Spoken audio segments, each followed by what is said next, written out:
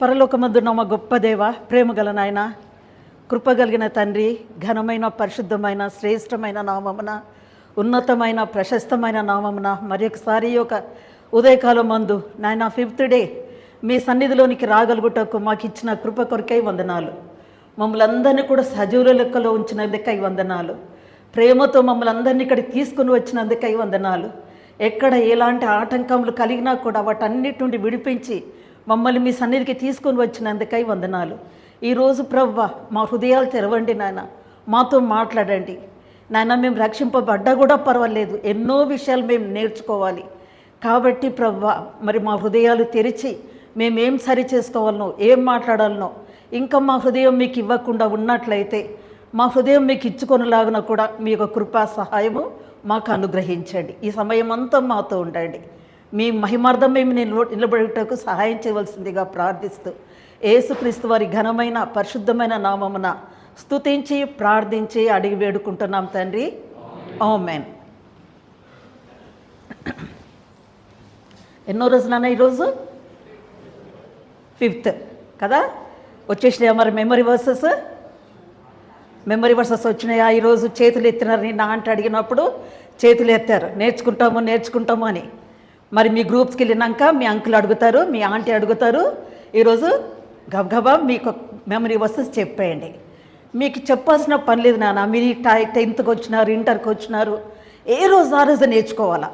అప్పుడే మనకు పైలప్ అవ్వదు. మనం పోస్ట్పోన్ చేస్తూ ఉన్నాం అనుకోండి, అదంతా కుప్ప అయిపోతుంది. మనం నేర్చుకోనికి ఇష్టం పుట్టదు, అంత డంప్ అయిపోతుంది. ఎవరు నేర్చుకుంటారులే అనిపిస్తుంది. అలా కాకుండా ఏ రోజు ఆ రోజు నేర్చుకుంటే ఈజీ. మన స్కూళ్ళల్లో 2-3 పేజీల ఆన్సర్స్ నేర్చుకుంటాం, అవునా? ఫుల్ మార్క్స్ రావాలంటే చక్కగా నేర్చుకుంటాము, రాస్తాము భయంతో. మరి దేవుడు అంటే భయం లేదా మనకు? ఒక టైం వస్తుంది నాన్న, బైబిల్లో ఉండవు మన దగ్గర. బైబిల్ తీసేసుకుపోతారు, చింపి పడేస్తారు, కాల్చేస్తారు మన ఎదుటగానే. అలాంటప్పుడు మనకు ఈ యొక్క కంఠత వాక్యాలే మనకు ఉపయోగపడతాయి. ఈ కంఠత వాక్యాలే మనల్ని బలపరుస్తాయి. జైల్లో వేసినారనుకోండి, ఇంకెక్కడన్నా వేసినారనుకోండి, అప్పుడు బైబిల్ ఉండదు, ఏం చేసుకోని అర్థం కాదు, ఏడుపు. అప్పుడు ఈ మెమరీ వర్సెసే మనకు గుర్తొస్తాయి. ఈ మెమరీ వర్సెసే మనల్ని బలపరుస్తాయి, మనకేం చేయాలో చూపిస్తాయి. కాబట్టి మంచి టైం ఉండగానే ఇప్పుడు మీకు హాలిడేసే కాబట్టి ఎంతగా నేర్చుకుంటారో. నీ ఎదుట నేను పాపం చేయకుండాన్నట్లు నా హృదయంలో నీ వాక్యం ఉంచుకొని ఉన్నాను అని బైబిల్లో ఉంది. కాబట్టి పాపం చేయకుండా ఉండాలంటే దావీద్ మహారాజే రాస్తున్నాడు ఇట్లా. మనం పాపం చేయకుండా ఉండాలంటే మనకు వాక్యం ఉండాలి లోపల. ఆ వాక్యమే మనల్ని అడ్డగిస్తూ ఉంటుంది, ఎప్పటికిప్పుడు కూడా అడ్డగిస్తూ ఉంటుంది. కాబట్టి వాక్యం నేర్చుకోవడము చాలా ఇంపార్టెంట్. ఎంతగా నేర్చుకోగలుగుతారో, ఎంత కంఠపాఠం నేర్చుకుంటారో అంతగా నేర్చుకోండి. అర్థమైందా? సో ఈరోజు 5th డే కదా. సరే, ఈరోజు మన యొక్క థీమ్ ఏమో good soldier of Jesus Christ.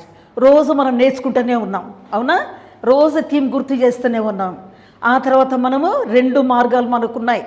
Christian వాక్లో 2 వేస్ ఉన్నాయి. ఒకటేమో ఇరుకు మార్గం, ఒకటేమో విశాలమైన మార్గం.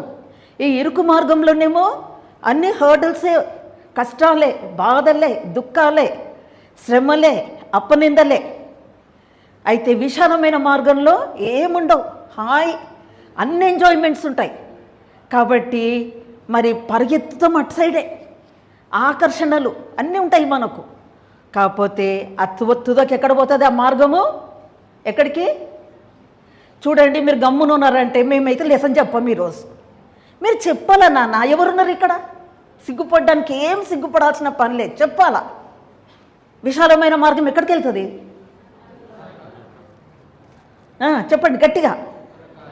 నరకానికి వెళ్తుంది. మరి నరకం ఇష్టమా మనకు? లేదు కదా. మరి ఇరుకు మార్గం ఎక్కడికి తీసుకెళ్తుంది? పరలోకానికి. కష్టాలే, ఈ లోకంలో ఉన్నప్పుడు కష్టాలే, ఈ లోకంలో ఉన్నప్పుడు బాధలే. అయినా కూడా మనం ఇక్కడ ఓర్చుకుంటే మన నిత్య జీవానికి మనం వెళ్ళటానికి వీలవుతుంది. కాబట్టి ఇరుకు మార్గంలో వెళ్ళేటప్పుడు మనకు రకరకాలైనటువంటి శ్రమలు, కష్టాలు, బాధలు ఇవన్నీ మనకు వస్తూనే ఉంటాయి. అయితే వీటన్నిటిని మనం ఓర్చుకుంటూ వెళ్తే దేవుడు మనకి బహుమానాలు సిద్ధపరిచి పెట్టినాడు. అర్థమైందా? ఈ లోకంలో ఒక చిన్న గిన్నె మంచినీళ్ళు ఇస్తే కూడా దాని బహుమానం మనం పోగొట్టుకోమంట. దేవుని నామంన ఎవరైనా వచ్చిండ్రనుకో, ఒక గిన్నెడు చల్లనీళ్ళు ఇస్తే కూడా దానికి ప్రతిఫలం దేవుడు మనకు దాచిపెట్టినాడంట. అయితే దేవుని కొరకు మనము శ్రమ పడితే, దేవుని కొరకు కష్టపడితే, ఈ యొక్క హర్డల్స్, ఈ కష్టాల గుండా మనం వెళ్తున్నట్లయితే దేవుడు విడిచిపెట్టే దేవుడు కాడు. తప్పకుండా మనకు తగిన ప్రతిఫలము ఇస్తాడు. ఆ నిత్య జీవంకి వెళ్ళిన తర్వాత, అక్కడ పోయిన తర్వాత మీకు రకరకాలైనటువంటి బహుమానాలు దేవుడు దాచిపెట్టి ఉన్నాడు. కాబట్టి ఇరుకు మార్గంలో వెళ్ళటానికి మనం ప్రయత్నం చేస్తాం. అయితే ఈ ఇరుకు మార్గంలో వెళ్ళాలి అని అంటే మనకేం కావాలా? ఈ యొక్క హర్డల్స్ అన్నీ వస్తాయి. పర్వతాల లాంటి శ్రమలు, గుట్టల లాంటి శ్రమలు, లోయల లాంటి శ్రమలు, రకరకాలైనటువంటి అవమానాలు, అపనిందలు, వాళ్ళు తిట్టడము, వీళ్ళు తిట్టడము, రకరకాలైనటువంటి శ్రమలు, ఆకలి, బాధ, ఒక్కొక్కసారి ఇంట్లో లేమి, ఇలాంటివన్నీ వస్తుంటాయి. కాకపోతే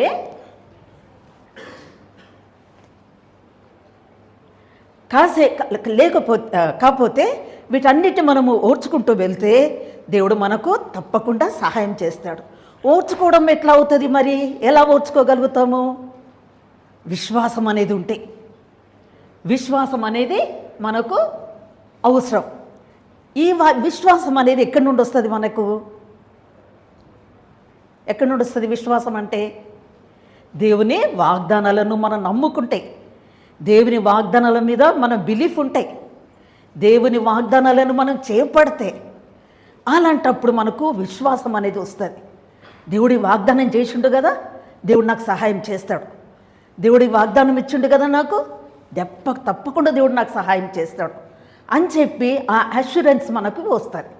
ఈ వాగ్దానాలను చేపట్టాలి. దేవుడు వాగ్దానం ఇచ్చి నెరవేర్చే దేవుడు, ఊరుకు ఉండే దేవుడు కాదు. అర్థమైందా? వాగ్దానం ఇచ్చిండంటే తప్పకుండా నెరవేరుస్తాడు. కాబట్టి ఆ వాగ్దానాలు మనం చేపడితే మనకు విశ్వాసం అనేది వస్తుంది. దేవుడు తప్పకుండా చేస్తాడు, తప్పకుండా నెరవేరుస్తాడు, తప్పకుండా హెల్ప్ చేస్తాడు అనేటటువంటి అష్యూరెన్స్ మనకి వస్తుంది. అదే విశ్వాసం. ఈ విశ్వాసం ఉంటే మనం ఏం చేస్తామో, మన యొక్క ఇరుకు మార్గంలో వచ్చేటటువంటి హర్డల్స్, రకరకాలైన పర్వతాలు, రకరకాలైన గుట్టలు, లోయలు, శ్రమలు, కష్టాలు, ఇవన్నీ కూడా మనము జయించడానికి ప్రభు మనకు సహాయం చేస్తాడు. అయితే ఈ యొక్క క్రిస్టియన్ వాక్ అనేది ఒక విశ్వాసంతో కూడింది. కాబట్టి దేవుని మనం అడుగుకుంటే ఆ దేవుడు ఆ విశ్వాసాన్ని మనకు తప్పకుండా ఇస్తాడు. ఈ యొక్క విశ్వాసం అనేది మనం ఎవ్వరం కొనుక్కుంటే రాదు, ఎక్కడి నుండి తెచ్చుకుంటే రాదు, అడుక్కుంటే రాదు. అది దేవుని కృపావరమే. అది దేవుని యొక్క కృపావరం. ఈ కృపావరం ఆయన కృపచేతనే, విత్ గ్రేస్. మన గ్రేస్ మార్క్స్ ఇస్తారా? ఎప్పుడన్నా మనకు సరిగ్గా బార్డర్ మార్క్స్ వచ్చినప్పుడు కొన్నిసార్లు గవర్నమెంట్ ఏం చేస్తుంది? గ్రేస్ మార్క్స్ యాడ్ చేస్తుంది. ఒక 2 మార్క్స్, 3 మార్క్స్, ఒక 5 మార్క్స్ గ్రేస్ మార్క్స్ యాడ్ చేస్తుంది. అదెందుకు? పాపం బిడ్డలు ఏం కష్టపడ్డారో, ఏమయ్యిందో, ఎందుకు రాయలేకపోయినారో, పోనీలే ఒక 2 మార్క్స్ యాడ్ చేద్దాం, చేసి వీళ్ళని పాస్ చేద్దాం అనేటటువంటి గ్రేస్ మార్క్స్ యాడ్ చేస్తారు. అట్లానే మనకి యొక్క విశ్వాసం అనేది ఆయన కృపచేతనే దేవుడు మనకు ఇస్తున్నాడు అన్నమాట. కాబట్టి ఈ యొక్క విశ్వాసము కృపచేత మనం పొందాలనంటే మనం ఏం చేయాలా? మనం ఇదివరకే నేర్చుకున్నాం 3 స్టెప్స్. 3 స్టెప్స్ చెప్పరా? ఆస్క్, తర్వాత బిలీవ్, దెన్ కన్ఫెస్. ఈ 3 మనం చేసినామంటే మన హృదయంలో క్లియర్గా మనం దేవుని బిడ్డలంగా మనకు అష్యూరెన్స్ అనేది వస్తుంది. ఒప్పుకున్నావా? నువ్వు చేసిన తప్పులని ప్రభు దగ్గర ఒప్పుకున్నావా? నువ్వు పాపాన్ని గ్రహించుకున్నావా? నమ్మినావా? ప్రభు నన్ను క్షమిస్తాడు అని నమ్ముకున్నావా? అడుక్కున్నావా? ఇవి చేస్తే ప్రభు తప్పకుండా మిమ్మల్ని క్షమిస్తాడు. క్షమించేసి ఆ గ్రేస్ మీకు ఇస్తాడు. ఏ గ్రేస్ అయితే మనకు కావాలో ఆ గ్రేస్ దేవుడు మనకు తప్పకుండా ఇస్తాడు. కాబట్టి విశ్వాసం అనేది కృపచేతనే మనకు దొరుకుతుంది. కాబట్టి కృప కావాలి అని అంటే ప్రభు బిడ్డలం అవ్వాలి. ప్రభు బిడ్డలం అవ్వాలి అని అంటే ఏం చేయాలి? ఈ 3 స్టెప్స్ని మనము ఫాలో అయితేనే మనము ప్రభు బిడ్డలంగా అవుతాం. సరే, ఇది ఇలా ఉన్న తర్వాత ఈ ఈ ఒక మార్గంలో మనం వెళ్ళేటప్పుడు ఒక గోల్కి మనం రీచ్ అవ్వాలి అని అంటే ఒకటేసారి ఒక అడుగు వేస్తే ఒక 2-3 మైళ్ళు వెళ్తాము అన్న పరిస్థితి ఒక్కొక్కసారి ఉంటుందా? మనం పరిగెత్తాలంటే ఎట్లా పరిగెత్తుతాము? ఒక్కొక్క అడుగు వేసుకుంటూ అంటే ఒక 2-3 అడుగులు మనం పెద్ద పెద్ద అంగాలు వేసుకొని వెళ్ళగలుగుతాం. ఒకటేసారి 2-3 మైళ్ళ దూరం ఒక అంగా వేస్తామా? ఒక స్టెప్ వేస్తామా? వెయ్యం కదా. అట్లానే మన యొక్క విశ్వాసంలో కూడా ఒకటేసారి మనం అంత పెద్ద విశ్వాసము మనకు పొందటానికి చాలా కష్టం. అయితే ప్రభువే మనకు నేర్పిస్తూ పోతుంటాడు, నేర్పిస్తూ పోతుంటాడు. అయితే ఈ యొక్క 3 స్టెప్స్ తర్వాత మనం ఏం చూద్దామంటే ఆస్క్, బిలీవ్ అండ్ చెప్పండి కన్ఫెస్. ఈ 3 అయిపోయిన తర్వాత మనం ఎట్లా విశ్వాసంలో డే బై డే ఎదుగుతూ పోతున్న సందర్భంలో మరి మనము ఎంతగా ప్రభుకు సమీపంగా అవ్వాలనంటే మనం ప్రభు బిడ్డలం. ప్రభువు మీకు తోడుగా ఉండాలా. మీ హృదయం అనే సింహాసనం మీద ప్రభు ఉండాలా. ఇక్కడ ఈ యొక్క పౌలు ఏమని చెప్తున్నాడంటే, పౌలు సంగతి విన్నారు కదా, నిన్న మొన్న ఆంటీ చెప్పినారు కదా, అంకుల్స్ చెప్తున్నారు మన లెసన్లో. ఒకప్పుడు భయంకరమైనటువంటి రౌడీగా ఉన్నటువంటి అపోస్తుడైన పౌలు వెళ్తున్నాడు. దేనికోసం వెళ్తున్నాడు? దేనికోసం? సువార్త చెప్పడానికి వెళ్తున్నాడా? దమస్కు మార్గంలో ఎలా వెళ్తున్నాడు? చెప్పండి గట్టిగా. అబ్బా గర్ల్స్ గట్టి చెప్పాలా. హింసించడానికి, క్రైస్తవులను హింసించడానికి, మరి చెరసాలలో వేయటానికి, చంపటానికి వెళ్తున్న సందర్భంలో ఎవరు పట్టుకుంటారు ఆయనని? ఎవరు పట్టుకుంటారు? దేవుడు పట్టుకుంటాడు. అది ఎవరి వలన కూడా ఈ గుండాలని రౌడీలని పట్టుకునేది ఎవరి వశం కాదు. అయితే గొప్ప దేవుడు, కనికరం గల దేవుడు ఆ యొక్క దావీదు అపోస్తుడైన పౌలును ఆయన అప్పుడు సౌలుగా ఉన్నప్పుడు ఆయనకు పెద్ద దర్శనం ఇచ్చి భయంకరమైనటువంటి పెద్ద వెలుగొచ్చి ఆయనతో మాట్లాడడం జరిగింది. నేనే నువ్వు హింసించుచున్న క్రీస్తును, నువ్వెవరినో హింసించనీయబోతున్నావు కాదు, నన్ను హింసిస్తున్నావు. నన్ను హింసిస్తే నా బిడ్డలను కూడా హింసించినట్టే అని చెప్పి ఆ దినము ఆయనకు గొప్ప మార్పును దేవుడు తీసుకొని వచ్చిన తర్వాత నిజంగా ఈయననే నిజమైన దేవుడు అని మరి సౌలు తెలుసుకుంటాడు. తెలుసుకొని ఆ తర్వాత ఆయన పౌలుగా మార్చబడడం జరుగుతుంది. అయితే ఈ యొక్క సౌలు ఏమని చెప్తున్నాడంటే ఈ 3 విషయాలు చెప్తున్నాడు. నేను క్రీస్తుతో కూడా సిలువ వేయబడి ఉన్నాను, క్రీస్తుతో కూడా సిలువ వేయబడి ఉన్నాను, జీవించేది నేను కాదు, క్రీస్తే నా యందు జీవిస్తున్నాడు.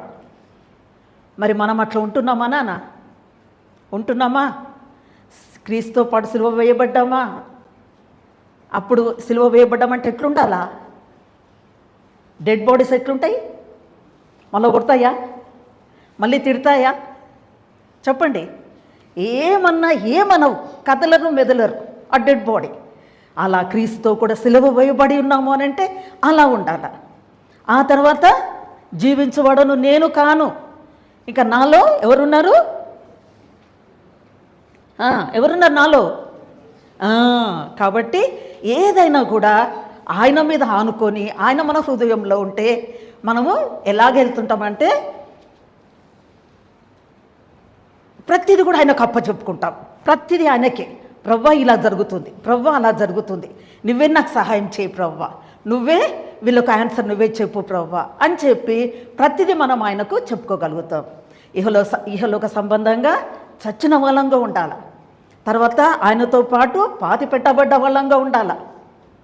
ఆ తర్వాత ఆయనతో పాటు లేచిన వాళ్ళంగా ఉండాలి.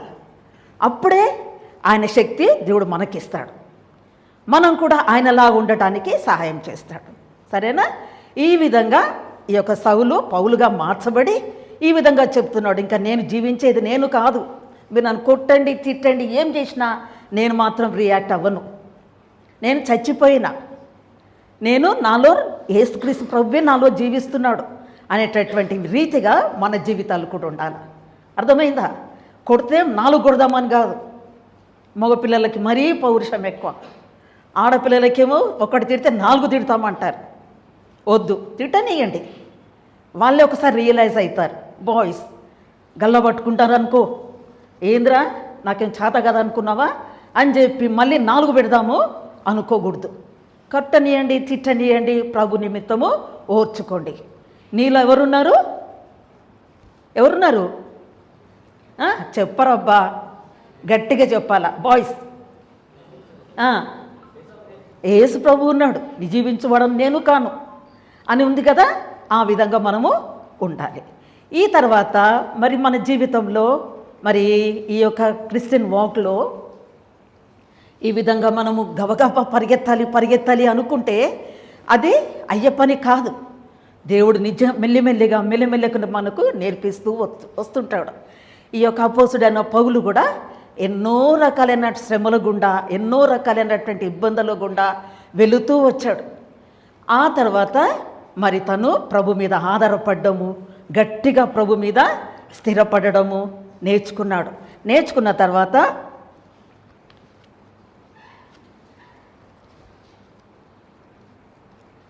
గొప్ప విశ్వాసం అనేది తనకు వచ్చింది. ఎంత గొప్ప విశ్వాసం అంటే చాలా బలమైన విశ్వాసం. నా దేవుడే ఉన్నాడు, నన్ను రక్షిస్తాడు, నన్ను కాపాడుతాడు అని చెప్పి ఆ విశ్వాసాన్ని తను పొందగలిగినాడు. అయితే మనకు బైబిల్లో ఒక మాట ఉంది. ఏమని ఉందంటే మార్కు 11:24 తీయండి.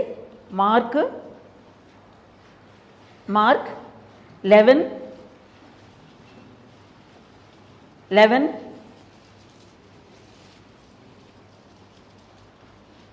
త్వరగా ఎవరు చదువుతారు?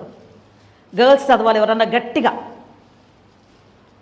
ఒకరు తెలుగులో చదవండి, బాయ్స్ ఇంగ్లీష్లో చదవాలి. సరే, ఇక్కడ ఉందని కానీ పర్వాలేదు, చదవండి. ఎవరు చదువుతారు?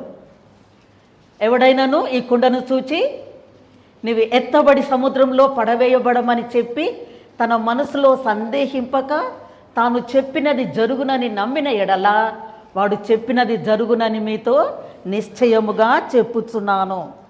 సో సందేహం అనేది, అనుమానం అనేది, డౌట్ అనేది మనలో ఉండకూడదు. మనలో ప్రభువు ఉన్నాడు, శక్తి కలిగిన, ప్రభావం కలిగిన, అన్నిటి మీద అధికారం కలిగిన దేవుడు మనతో ఉన్నాడు.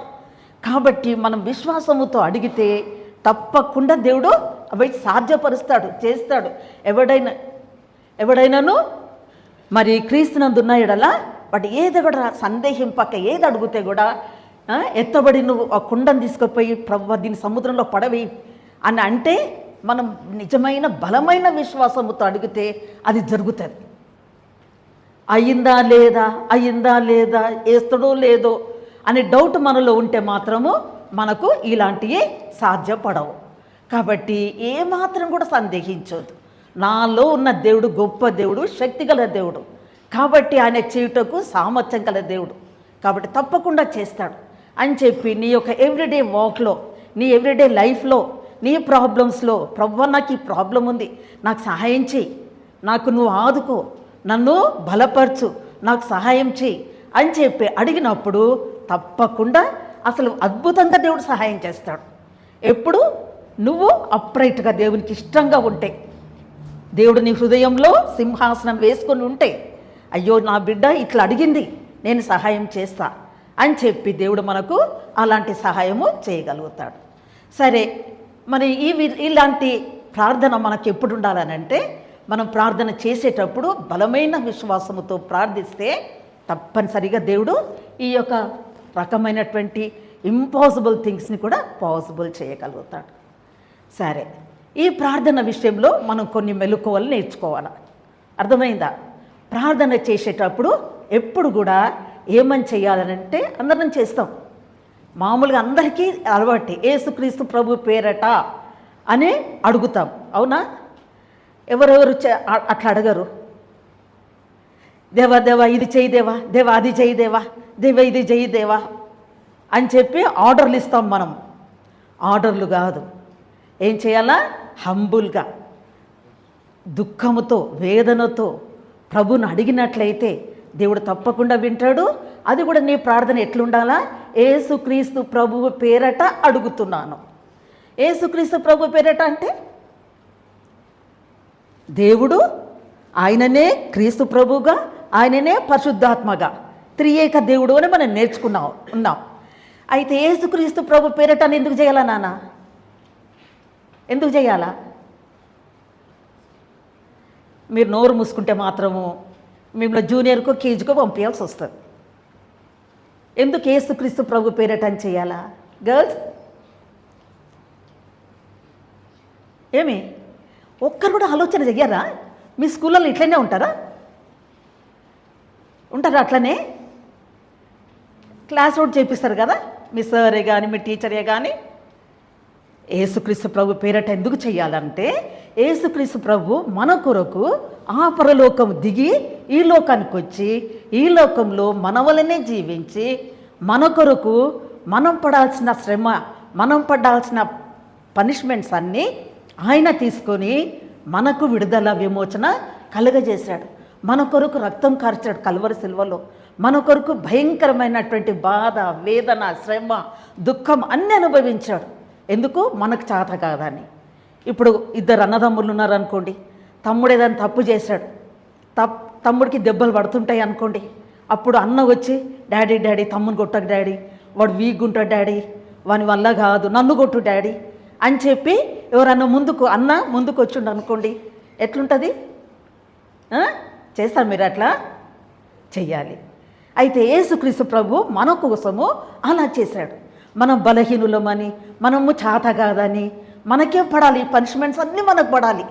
కానీ మనకు పడితే మన వల్ల కాదు, మనము బ్రతకలేము, జీవించలేము అని చెప్పి ఆయన తన మీద వేసుకున్నాడు. మీరందరూ చేసిన తప్పుల కోసం నా చేతుల్లో మేకులు, మీరందరూ చేసిన కాళ్ళతో చేసిన తప్పుల కోసం నా కాళ్ళలో చీలలు, మీరు తలంచిన తప్పుడు తలంపుల కోసం నా తలలో ముళ్ళ కిరీటం, మీరు ఆలోచనలకి హృదయం యొక్క చెడ్డ తలంపులకి పక్కలో బల్లెం, కొరడా దెబ్బలు, ఇవన్నీ మన కొరకు పొందిన ఆయన ఎందుకోసం పొందిండు? ఆయనకు చేతగాకనా? ఆయనకు చేతగాకుండా పొందిందా? మన మీద దయతో, మన మీద ప్రేమతో ఆయన వీటన్నిటి పొందిండు. కాబట్టి ఇప్పుడు ఏం చేసినాడు? ఆయన చనిపోయి నేను లేస్తా అన్నాడు, లేచిండు. 3వ దినాన లేచిండు, పరలోకానికి వెళ్ళిండు, తండ్రి కుడి పార్శ్వంలో కూర్చొని ఉన్నాడు. కూర్చొని అక్కడ విజ్ఞాపన చేస్తున్నాడు. ఈ రోజున నువ్వు వస్తావా, నువ్వన్నా ఈరోజు వచ్చి అడుగుతావా, నన్ను క్షమించు తండ్రి అని అడుగుతావా అని చెప్పి నీ కొరకు వెయిట్ చేస్తున్నాడు. కాబట్టి ఎప్పటికప్పటికే ప్రభు దగ్గరికి వెళ్ళాలి, అడుక్కోవాలి, క్షమాపణ అడుక్కోవాలి. ఆ తర్వాత యేసుక్రీస్తు ప్రభు అక్కడ మనకు రికమెండేషన్, అర్థమైందా? క్రీస్తు ప్రభుగా వచ్చి మన కొరకు బలి అయినాడు. కాబట్టి మన ప్రార్థన ఎలాగుండాలా? యేసుక్రీస్తు ప్రభు పేరట, అర్థమైందా? ఊకే ఆర్డర్లు ఇవ్వకూడదు. దేవా ఇది చెయ్యి, దేవా అది చెయ్యి, దేవా ఇట్లా, దేవా నేను పోతున్నా నాకు సహాయం చేయి, ఈరోజు ఎగ్జామ్ ఉంది, నువ్వు నాకు తోడుగా ఉండు, మంచిగా రాయడానికి సహాయం చేయి, ఇలా చేస్తాం మనం. అలా కాదు. ఏదైనా కూడా దుఃఖంతో, బాధతో, వేదనతో, ప్రభువా నన్ను క్షమించు, నేను సరిగ్గా చదువుకోలేకపోయినా నన్ను క్షమించు తండ్రి, నాకు సహాయం చేయి, నేను చదువుకున్నంత నాకు గుర్తు వచ్చేటట్టుగా సహాయం చేయి అని చెప్పి మనం అడుక్కుంటూ యేసుక్రీస్తు ప్రభు పేరట అడుగుతూ పోతే దేవుడు మరి యేసుక్రీస్తు ప్రభువు యొక్క రికమెండేషన్ విని వెంటనే మనకు తగినటువంటి సహాయము అనుగ్రహిస్తాడు. కాబట్టి ఏం చేయాలా? మన ప్రార్థన చేసేటప్పుడు బాగా గుర్తుపెట్టుకోండి, యేసుక్రీస్తు ప్రభువు పేరట అని చెప్పి బాగా గుర్తుపెట్టుకోండి. ఇది ఫస్ట్ పాయింట్. సెకండ్ పాయింట్ ఏంటంటే, మరి మన హృదయంలో ఏమైనా పాపమును లక్ష్యం చేసిన ఎడల, మన హృదయంలో ఏమన్నా పాపం చేసినట్లయితే, లక్ష్యం చేసినట్లయితే దేవుడు మన మనవి వినడంట. అర్థమైందా? మనం ఎన్నో సీక్రెట్గా ఎన్నో తప్పులు చేస్తాం. నానా ఒక్కసారి మంచినీళ్ళు తాగిరాపు, నువ్వే మంచినీళ్ళు తాగిరాపు. సీక్రెట్గా మనము ఎన్నో తప్పులు చేస్తుంటాం. అర్థమైందా? ఆ తప్పులు మమ్మీ చూడరు, డాడీ చూడరు, ఎవరు చూడరు. కానీ మనం మాత్రం ఎన్నెన్నో చేస్తూనే ఉంటాం. అయితే ఇటువంటి పాపాలు మన హృదయంలో ఉన్నట్లయితే నువ్వు ఎంత ప్రార్థన చెయ్యి, ఎంత కష్టపడు, మన ప్రార్థన దేవుని దగ్గరికి వెళ్ళదు. అర్థమైందా? మన ప్రార్థన దేవుని దగ్గరికి వెళ్ళదు. ఎప్పుడైతే నువ్వు దాన్ని ఫర్గివ్నెస్ అడుగుతావో, దైవ నన్ను క్షమించు, నేను అనుకోకుండా ఈ పొరపాటు చేసిన, అనుకోకుండా జరిగిపోయింది, నన్ను క్షమించు తండ్రి, నాకు సహాయం చేయి నాయన అని అడిగినట్లయితే అప్పుడు నీ హృదయంలో పాపమును లక్ష్యము చేసిన ఎడల యెహోవా నీ మనవి వినకపోవును అనే మాటలో నీకు క్షమాపణ దొరుకుతుంది. నువ్వు అడిగినట్లయితే ప్రభువా నన్ను క్షమించు, దయతో నన్ను కరుణించు, ఈ పాపాన్ని క్షమించేసి నా ప్రార్థన విను అని అడిగినట్లయితే తప్పనిసరిగా దేవుడు క్షమించి నీ ప్రార్థనకు తగినటువంటి ప్రతిఫలము ఇస్తాడు.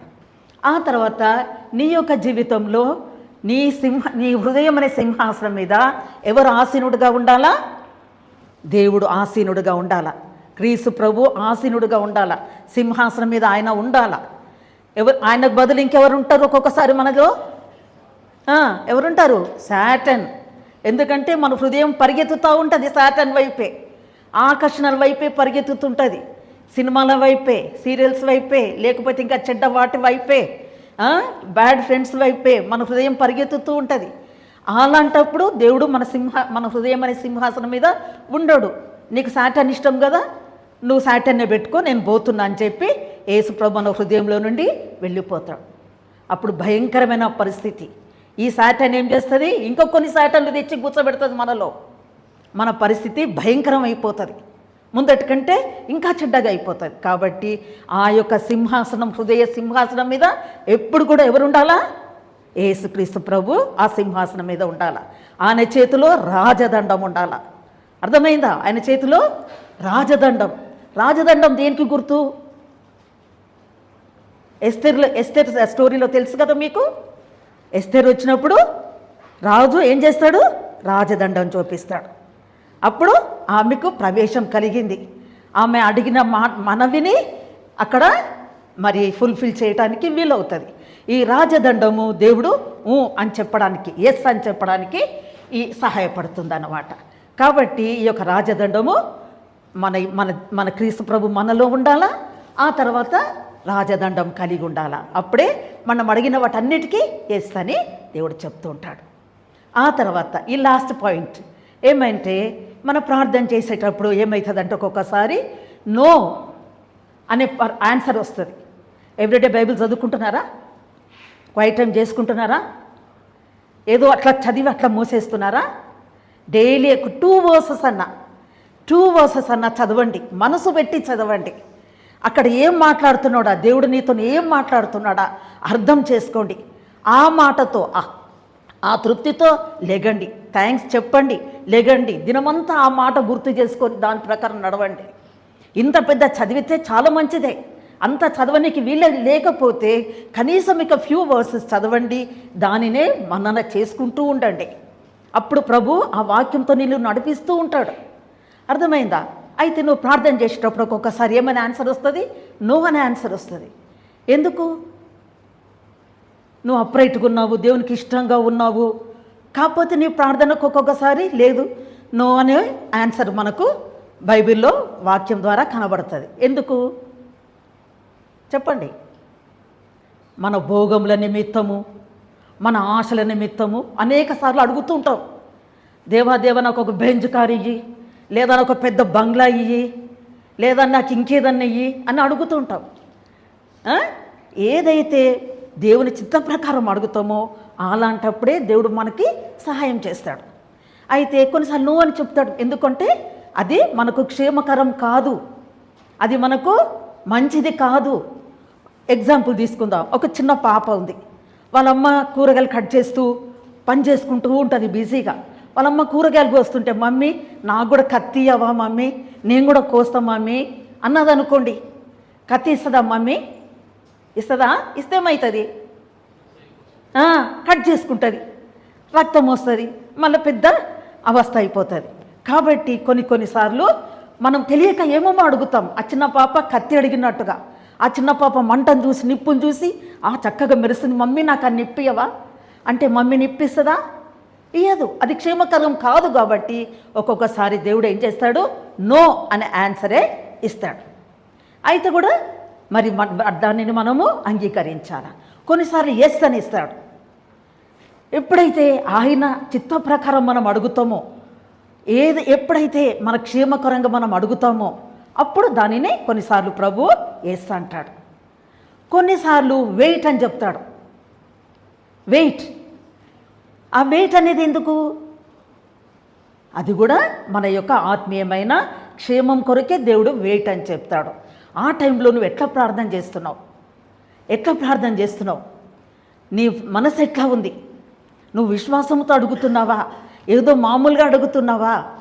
లేకపోతే నీకు ఇంకా ఎంత పేషెన్స్ ఉంది, ఎంత విశ్వాసం ఉంది, 2 రోజులు ప్రార్థన చేసి వదిలేస్తావా, పట్టుబిడక ప్రార్థన చేస్తావా, కన్నీళ్లతో ప్రార్థన చేస్తావా, ఇవన్నీ చూస్తాడు దేవుడు. అర్థమైందా? ఇప్పుడు మీ డాడీని మీరు అడిగినారు అనుకోండి, ఏమన్నా అడిగితే, డాడీ నాకు ఇది కావాలా డాడీ అంటే, అవునా, సరే సరే. మమ్మీ నాకు ఇది కావాలో మమ్మీ అంటే, సరే బిడ్డ అంట. అయితే మీరు మానక అడుగుతుంటే, కన్నీళ్లతో అడిగితే, అయ్యో నా బిడ్డ వాడు కన్నీళ్లతో అడిగిండబ్బా, వెంటనే వానికి ఎక్కడికి వెళ్ళినా తెచ్చియాలా అని చెప్పి మమ్మీ డాడీ దగ్గర చెప్తుంది. డాడీ కూడా బాధపడతాడు, అయ్యో వాడికి ఎంత అవసరం ఉందో, కన్నీళ్లతో అడిగిండే అని చెప్పి ఎక్కడి నుండో ట్రై చేసి తీసుకొచ్చి నీ అవసరత తీర్చడానికి సహాయం చేస్తాడు. ఇవన్నీ కూడా మరి వెయిట్ అనే సందర్భంలో మనకు జరిగేటటువంటి పరిస్థితులు. ఎట్లా అంటే దేవుడు మనల్ని పరీక్షిస్తాడు. మన ఓపిక, మన సహనం, మన పట్టుదల, మన కన్నీళ్ళు, వీటన్నిటి పరీక్షించి అప్పుడు సరే అని చెప్పి జవాబిస్తాడు. నువ్వు అడిగిన దానికి తగిన జవాబు వస్తుంది. దానికి టైం పడుతుంది. కొన్నిసార్లు రోజులు పట్టవచ్చు, కొన్ని రోజులు నెలలు పట్టవచ్చు, కొన్నిసార్లు సంవత్సరాలు కూడా పడతాయి. కాబట్టి ఎప్పుడు కూడా వదిలిపెట్టకూడదు. అడుగుతూనే ఉండాలి. అది in his time he will do. తన యొక్క సొంత సమయంలో మనకు ఆయన దాన్ని సహాయం చేస్తాడు. అర్థమైందా? ఈ ప్రార్థనలో ఇలాంటి విషయాలు మనం ఎప్పుడు కూడా గుర్తుపెట్టుకొని ప్రార్థిస్తే తప్పనిసరిగా మన జీవితంలో విశ్వాసంలో అభివృద్ధి చెందుతాం. అర్థమైందా? అడిగినటువంటి మనవులకు దేవుడు మనకు తప్పకుండా సహాయము దొరుకుతుంది, చేస్తాడు. సరే, ఇది ఇలాగ అయిపోయిన తర్వాత ఇప్పుడు మళ్ళీ అపోస్తుడైన పౌలు దగ్గరికి వెళ్దాం. ఈ అపోస్తుడైన పౌలు ఏం చేస్తాడంటే, తను రక్షింపబడ్డ తర్వాత బయటికి వచ్చేసి యేసుక్రీస్తు ప్రభువును స్వంత రక్షకుడుగా అంగీకరించి తను ఏం చేస్తాడంటే, ఇంకా ఈయన నా నిజమైన దేవుడు, నేను ఇన్ని రోజులు ఇంత తప్పు చేశానా, క్రైస్తవులను బాధించినానా, హింసించినానా, కొట్టినానా, చంపినానా, అలా చేయకూడదు, ఇప్పుడు ఈయననే నిజమైన దేవుడాన్ని ప్రకటిస్తానని చెప్పి ఆయన ప్రకటించడం మొదలుపెట్టినప్పుడు ఏమైంది? ఎన్నో రకాలైనటువంటి ఇబ్బందులు, శ్రమలు, కష్టాలు, నిందలు, అపాయములు, అవమానములు, మరి అపనిందలు ఎన్నో మనకు వస్తూ ఉంటాయి. ఈ క్రైస్తవ వాక్లో ఇలాంటివి మనము మరి ప్రభు కొరకు నమ్మకంగా నిలబడ్డప్పుడు ఇలాంటి ఎన్నో వస్తుంటాయి. వీటన్నిటిని సహించిన ఎడల మన విశ్వాసం అభివృద్ధి చెందును. ఇవన్నీ లేని ఎడల మన విశ్వాసము అభివృద్ధి చెందదు. ఏమి లేకుండా మన లైఫ్ ఉంటే మనము ఎట్లున్నామో అట్లాగే ఉంటాం. మనము ఈజీగా పరిగెత్తేటప్పుడు గోల్ దగ్గరికి ఈజీగా పరిగెత్తి వెళ్ళిపోయినాం అనుకోండి, ఏమీ కష్టం తెలియదు, చేరుకున్నాం, గోల్ దగ్గరికి అయిపోయింది. అదే మధ్యలో హర్డిల్స్ వచ్చినాయి అనుకోండి, కష్టాలు, నష్టాలు, ఇరుకులు, ఇబ్బందులు, అప్పుడు నువ్వు ప్రార్థనలో దుఃఖంతో, వేదనతో ప్రార్థన చేసినప్పుడు ప్రభు నీకు ఎంత ప్రియమైన వాడో నువ్వు అప్పుడు అర్థం చేసుకుంటావు. ఎంత సహాయం చేసినాడో, నీ కన్నీళ్ళు ఎట్లా నువ్వు కుమ్మరించినావో, ఎట్లా నీ దేవుడు నీకు సహాయం చేసిండో, ఇవన్నీ నీకు అర్థమవుతాయి.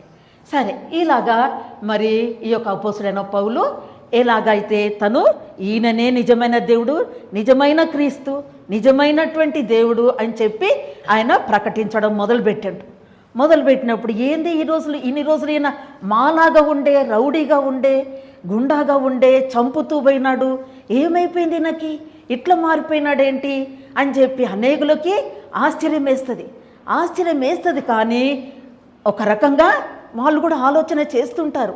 కొంతమంది ఆలోచన చేసినా కానీ కొంతమంది మాత్రం లేలే, వీడు ఏమో అయిపోయింది, వీడికి ఏందో పిచ్చి అయిపోయింది అని చెప్పి కొట్టిన పరిస్థితులు ఉన్నాయి, రాళ్ళు రువ్విన పరిస్థితులు ఉన్నాయి, ఆయనను హింసించిన పరిస్థితులు ఉన్నాయి.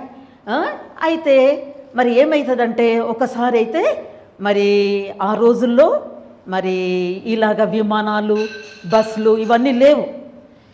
ఏమన్నా కూడా కాలినడకనే వెళ్ళాలా, లేదా ఓడలో వెళ్ళాలా. ఇలా వెళ్ళేటప్పుడు ఆయనకి ఎన్నో రకాలైన శ్రమలు వచ్చినాయి. 5 మార్లు, ఒక్కటి తక్కువ 40 దెబ్బలు ఆయన ఒకసారి కొట్టబడ్డాడు. ఈయన క్రీస్తు సువార్తను ప్రకటిస్తున్నాడని చెప్పి ఆయన అరెస్ట్ చేయడం జరుగుతుంది. అర్థమైందా? అరెస్ట్ చేసి ఈ యొక్క యూదుల యొక్క మరి ఆచార ప్రకారము 40 దెబ్బలు కొట్టకూడదు. ఎవరినైనా క్రిమినల్స్ని 40 దెబ్బలు కొరడాతో కొట్టకూడదు. అందుకోసము ఈయనకి ఒక్కటి తక్కువ 40 దెబ్బలు, 39 కొరడా దెబ్బలు కొట్టబడ్డాయి 5 సార్లు. అర్థమైందా? ప్రభు కొరకు ఆయన ఎంత శ్రమ పడ్డాడో చూడండి. ఒకసారి రాళ్ళతో కొట్టబడి, రాళ్ళు అటు ఇటు అన్ని చోట్ల నుండి రాళ్ళు విసిరి ఆయన చనిపోయిందని చెప్పి పడేసిన పరిస్థితులు జరుగుతాయి. ఆ తర్వాత ఆయన ఓడ పగిలి ఓడలో వెళ్ళటమే. ఆ రోజుల్లో ఇన్ని ఫెసిలిటీస్ లేవు. ఓడ బద్దలైపోయింది. ఓడ బద్దలైపోతే పరిస్థితి ఏందో అర్థం చేసుకోండి, ఎంత కష్టపడాల్సి వస్తుందో. అలాగా ఓడలు బద్దలయ్యే పరిస్థితి జరిగింది.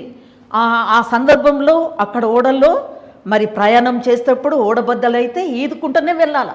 అక్కడ మా సముద్రంలో దొంగలు ఉంటారు. ఆయన కలిగినవన్నీ దొంగతనం చేయబడుతుంది.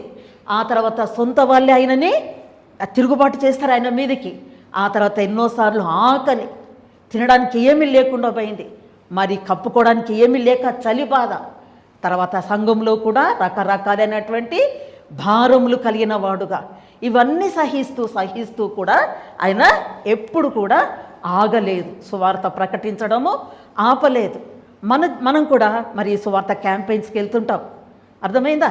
ఈ క్యాంపెయిన్స్లో వెళ్ళినప్పుడు ఎక్కడో ఏదో జరిగింది, ఎక్కడో ఎవరో అటాక్ చేశారు అని చెప్పి ఆగిపోవటం చేయకూడదు. అర్థమైందా? పడితే పడ్డాయి, దెబ్బలు పడితే పడ్డాయి, ఎదిరిస్తే ఎదిరించినారు, వాళ్ళే ఒకసారి తెలుసుకుంటారు అని చెప్పి ఏం చేయాలా?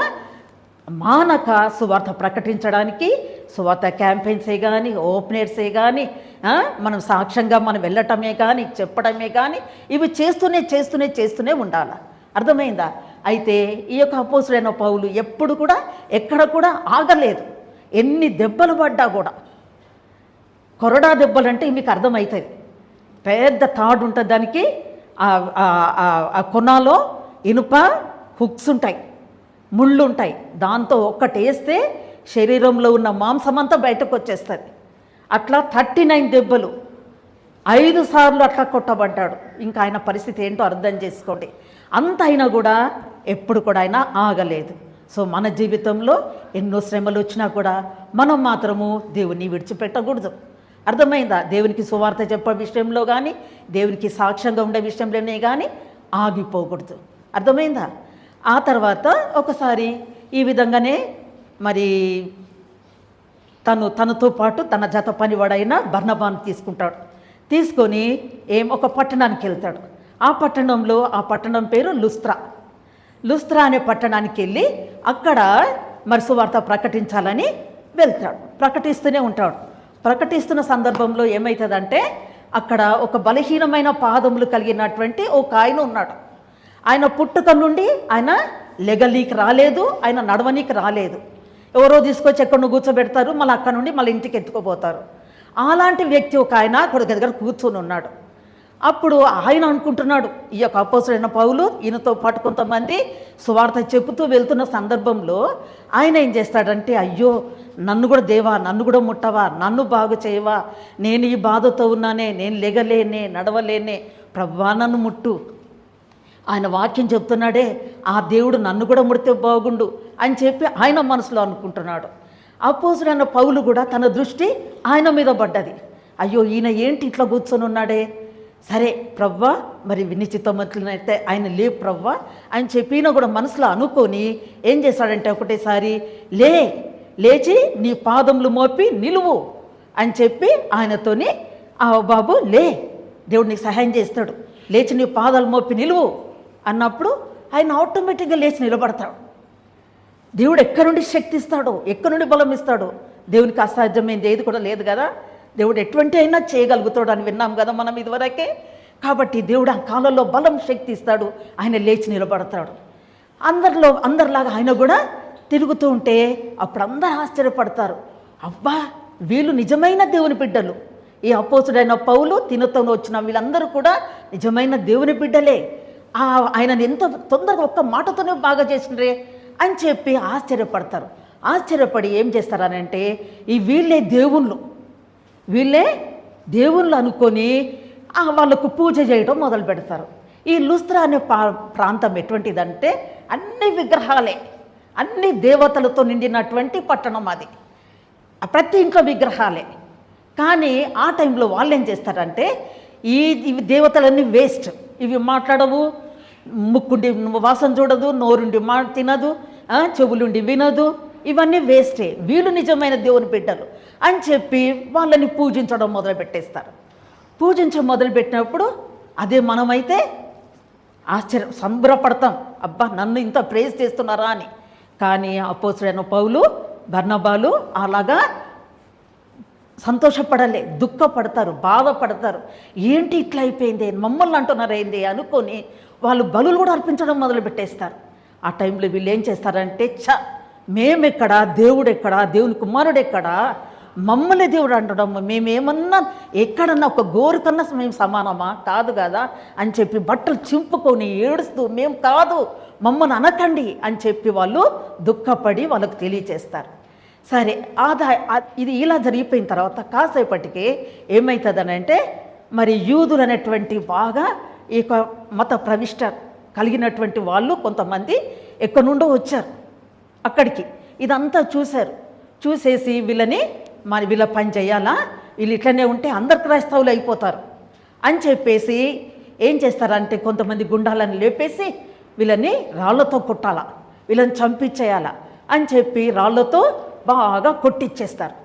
ఆ కొట్టడం ఎట్లా జరిగిందంటే, అన్ని వైపుల నుండి ఆ యొక్క అపోస్తలుడైన పౌలును రాళ్లతో కొడుతూ ఉంటే రక్తాలు కారి అపోస్తలుడైన పౌలు కింద పడిపోయి ఫెయింట్ అయిపోయి ఇంకా ఆల్మోస్ట్ చనిపోయే పరిస్థితికి వచ్చేసాడు.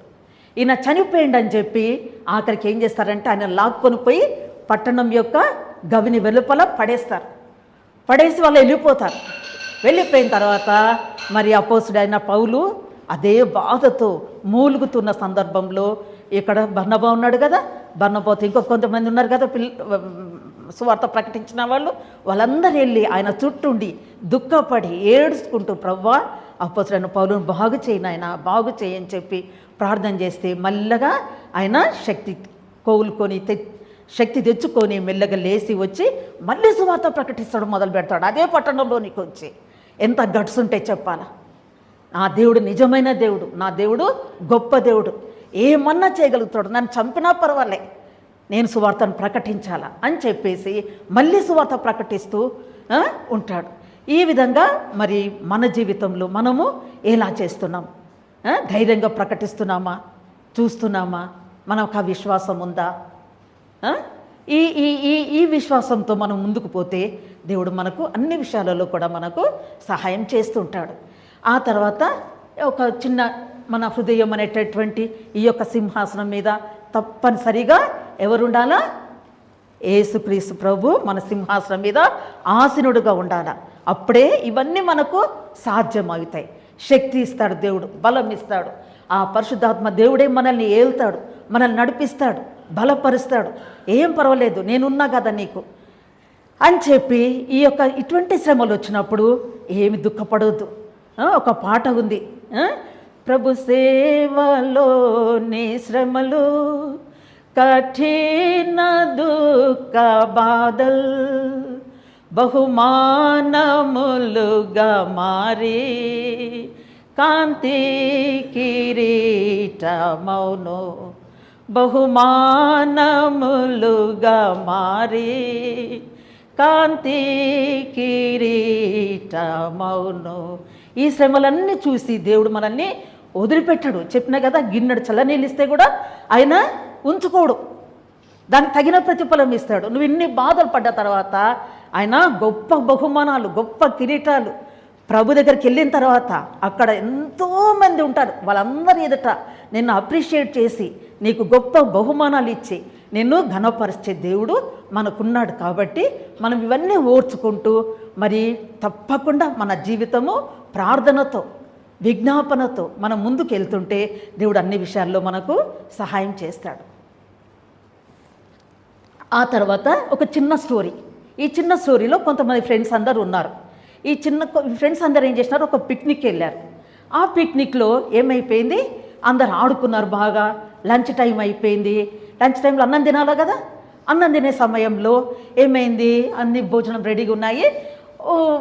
ఈ యొక్క కోహ్లీ అనేటువంటి ఆయన ఏం చేస్తాడంటే, ప్రార్థన చేద్దాం, మనం ప్రార్థన చేద్దాము అంటే అందరూ హేళనగా నవ్వుతారు. ఏంద్రా ఈడ కూడా ప్రార్థన చేస్తావా, ఎప్పుడు చూడు ప్రార్థననేనా అంటాడు. అయితే కూడా ఆగకుండా ప్రార్థన చేస్తాడు. ప్రార్థన చేసి భోజనాలు చేస్తారు. ఆ తర్వాత భోజనం అయిపోయింది. ఆ తర్వాత ఆడుకోవడానికి బయలుదేరిండ్రు. తిన్నాక మీరు ఆడుకుంటారు కదా, ఆడుకోవడానికి బయలుదేరిండ్రు.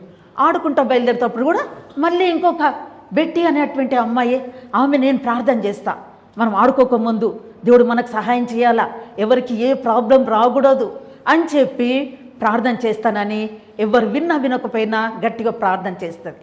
చేసిన తర్వాత ఆట మొదలు పెడుతుంటారు. మొదలుపెట్టినాక ఈ యొక్క ఫుట్బాల్తో ఆడుతుంటే ఈ జీన్ అనే అమ్మాయి ఫుట్బాల్ ఒక్కసారి కిక్ చేసింది. చేసేసరికి ఆ యొక్క బాల్ పోయి శాలీ అనే అమ్మాయికి తలకు తగులుతుంది. తలకు తగిలి ఆ అమ్మాయి బ్లీడింగ్ అవుతుంది. బ్లీడింగ్ అయిపోయి కింద పడిపోతుంది. కింద పడిపోతే అందరికీ భయం వేస్తుంది. ఇక అందరికీ భయం అయ్యి ఏంటి ఇట్లయిపోయింది, అయ్యో జరగండి గాలి రానియండి, అయ్యో డాక్టర్ని పిలుద్దాం, అట్లా ఇట్లా అందరూ అనుకుంటున్న సందర్భంలో వాళ్ళ ఇన్ఛార్జ్ ఎవరో ఉండి తప్పకుండా డాక్టర్ దగ్గరికి తీసుకుపోవాలని చెప్పి హాస్పిటల్కి తీసుకెళ్తారు. హాస్పిటల్కి తీసుకెళ్ళిన తర్వాత ఈ ఫ్రెండ్స్ అందరు కూడా ఏం చేస్తున్నారు, అందరూ మీలాగా రక్షింపబడ్డ పిల్లలే, కానీ ఆయా సందర్భాలలో ప్రార్థన వద్దు, ఆ సందర్భాలలో హేళన ఇవన్నీ చేస్తుంటారు. అలా చేయకూడదు.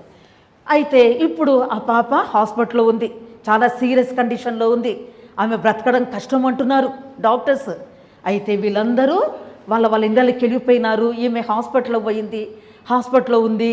అందరు ఏడ్చుకుంటూ వాళ్ళ ఇంట్లో ప్రార్థన చేస్తున్నారు. ప్రవ్వా శాలిని జ్ఞాపకం చేసుకో ప్రవ్వా, ఆమె రక్షణ లేదు, ఆమెకు మారు మనసు లేదు, ఆమె చనిపోతే నరకానికి వెళ్తుంది, దయతో క్షమించు ప్రవ్వా, దయతో ఆమెను బాగు చేయి ప్రవ్వా అని చెప్పి అందరూ కూడా దుఃఖంతో ఏడ్చుకుంటా వాళ్ళ ఇళ్ళలో ప్రార్థన చేస్తుంటారు. 2 days తర్వాత ఆ అమ్మాయి రీగైన్ అవుతుంది. రీగైనప్పుడు వీళ్ళందరికీ వినబడుతుంది, ఆమెకు తెలివి వచ్చేసింది, కాన్షియస్ వచ్చింది అని చెప్పగానే అందరూ హాస్పిటల్కి వచ్చేస్తారు. వచ్చేసి ఆమె బెడ్ చుట్టూ చేరి అందరూ కూడా ప్రార్థన చేస్తారు. ప్రార్థన చేసి ఆమెకు ఈ యొక్క సువార్త సంగతి వాళ్ళకు ఆ పాపకు తెలియచేస్తారు. ఈ యొక్క 3 steps నువ్వు ఫాలో చేయాలా, ABC స్టెప్స్ అని చెప్పి ఆ పాపకు వాళ్ళందరూ కలిసి సువార్త చెప్పిన తర్వాత ఆ అమ్మాయి ఏం చేస్తుంది, కన్ఫెస్ చేస్తుంది. కన్ఫెస్ చేసి ఒప్పుకొని ప్రభు దగ్గర తన యొక్క పాపాలన్నీ ఒప్పుకొని యేసుక్రీస్తు ప్రభు బిడ్డగా బిలీవ్ చేసి ప్రభును క్షమాపణ అడుగుతుంది. అడిగి యేసుక్రీస్తు ప్రభు బిడ్డగా అవుతుంది. సో మనం కూడా మన పిక్నిక్సే కానీ మన స్కూల్లోనే కానీ ఎక్కడున్నా కూడా మనము కాన్షియస్తో ఉండాలి, ప్రార్థనలో ఉండాలి. సపోజ్ మన ఫ్రెండ్స్ ఎవరికైనా బాగలేకుంటే వెంటనే వాళ్ళ విషయం మనం ప్రార్థన చేయాలి, కష్టాల్లో ఉన్నప్పుడు ఆదుకోవాలా, వాళ్ళకు సువార్త చెప్పడానికి ప్రయత్నం చేయాలా. ఎట్లయితే ఏంటి, ఎవరికైనా కూడా నేను సువార్త చెప్పాలా, ఈరోజు లేచిన తర్వాత ఒక్కరికైనా నా ఫ్రెండ్కు నేను సువార్త చెప్పాలా అనేటటువంటి విషయము మీ హృదయాలలో మీరు కలిగి ఉండాలి. సరేనా? ఈ విధంగా ఈ యొక్క 3 steps మనము ఎప్పటికి కూడా మన మనసులో ఎప్పటికీ అది మెదులుతూనే ఉండాలా. ఏమైనా తప్పు చేసినా క్షమాపణ అడుక్కోవాలా, వెంటనే రెక్టిఫై చేసుకోవాలా, ప్రభు సన్నిధిలో ప్రార్థన చేయడానికి సిద్ధంగా ఉండాలి. సరేనా? చేద్దామా? మరి నీల్ డౌన్ చేయండి.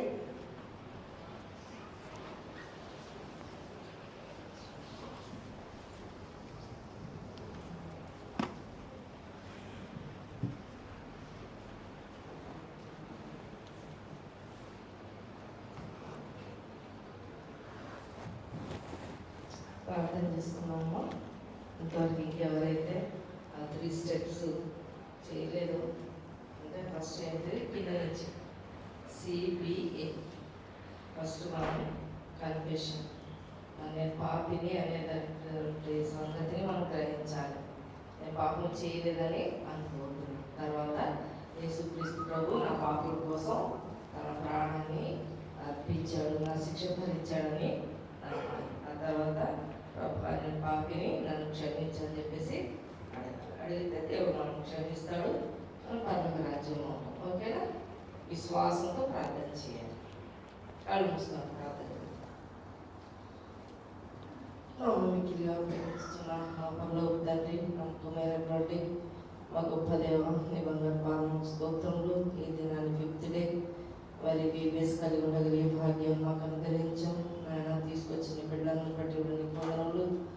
దాసరాన్ని నువ్వు అభిషేకించి వాడుకున్నందుకే నీకు వందనములు. తన బలహీనతల్లో కూడా వాళ్ళ పరిచర్యలు బట్టి దేవాన్ని మాటలు దేవా మరి బయలుపరచడానికి దేవా తెలియచేయడానికి దాన్ని బలపరచండి, మంచి ఆరోగ్యం దయచేయండి. వచ్చిన నీ బిడ్డలు దేవాని వాక్యం విన్నారు, ఏ రీతి ఎంతగా విశ్వాసం కలిగి ముందుకు సాగాలో దేవాన్ని సెలవిచ్చి నీ మాట బట్టి నీ వందనములు. ఒక్కొక్క అడుగు ఒక్కొక్క మెట్టు ఎక్కుతూ విశ్వాసంలో ముందుకు సాగాలని నువ్వు సెలవిస్తున్నావు కనుక మా బిడ్డలు ముందుగా దేవా 3 స్టెప్స్ తీసుకొని తర్వాత నీలో కొనసాగడానికి ప్రభా నీ కొరకు ఎన్ని శ్రమలైనా బాధలైనా హింసలైనా పొందడానికి ఇష్టపడేవారుగా ప్రభా నీ కొరకే జీవించడానికి పురుకొల్పు పొందేవారిని చేయమని వారిని పురుకొల్పమని ప్రార్థిస్తూ వస్తున్నాం తండ్రి. ఈ లెసన్స్ వారి జీవితంలో ఎంతో గొప్ప మార్పు తీసుకురావడానికి ప్రభా నీ కృపను అనుగ్రహించండి. విన్నది విడిచిపెట్టి వాళ్ళను నశించిపోకున్నట్లు దేవా విన్న దాన్ని వారు నిల్చుకోవడానికి నీ కృప దయచేసి ప్రార్థిస్తున్నాం. నీ మాటలు వాళ్ళ హృదయంలో నాటి ప్రభా పరిశుద్ధాత్మక ముద్ర వేసి దాన్ని ఫలింపచేయండి. సాధన ఎత్తుకొని పోకుండా సహాయం చేయండి, మర్చిపోకుండా సహాయం చేయండి. దాన్ని తలపోసుకునే వారిగా చేయండి, మాటి మాటికి వారి గుర్తు చేయండి, జ్ఞాపకం చేయండి. వారి హృదయాన్ని తట్టమని ప్రార్థిస్తున్నాం. ఎవరైతే పాపలు ఒప్పుకున్నారో విశ్వాసంలో స్థిరంగా నిలబడడానికి ఎదగడానికి ప్రభాని కృపను అనుగ్రహించమని ప్రార్థిస్తున్నాం. వచ్చిన నీ ప్రణములుగా దీవించి ఆశీర్వదించమని వారు గుర్తు రాయడంలో కూడా నీ సహాయం తెచ్చమని టీచర్స్ కూడా మీ స్వాధీనంలో ఉంచుకొని ప్రభా బిడ్డలకు ఎవరికి ఏ రీతిగా చెప్పాలో ప్రభా వాళ్ళ బలహీనతలు వాళ్ళ ప్రాబ్లమ్స్ తెలుసుకొని ప్రభా వాటిని సాల్వ్ చేయడానికి ప్రార్థన చేయడానికి నేర్పించడానికి దేవాలయంలో బిడ్డలు రాయడానికి నీ కృపను అనుగ్రహించండి. నీ మా సమయం అంతా ఆశీర్వాదకరంగా చేయమని మీకే వందనములు స్తోత్రం చెల్లిస్తూ మా ప్రభుని యేసుక్రీస్తు పేట స్తుతించి ప్రార్థించి వేడుకుంటున్నాం తండ్రి. ఆమేన్.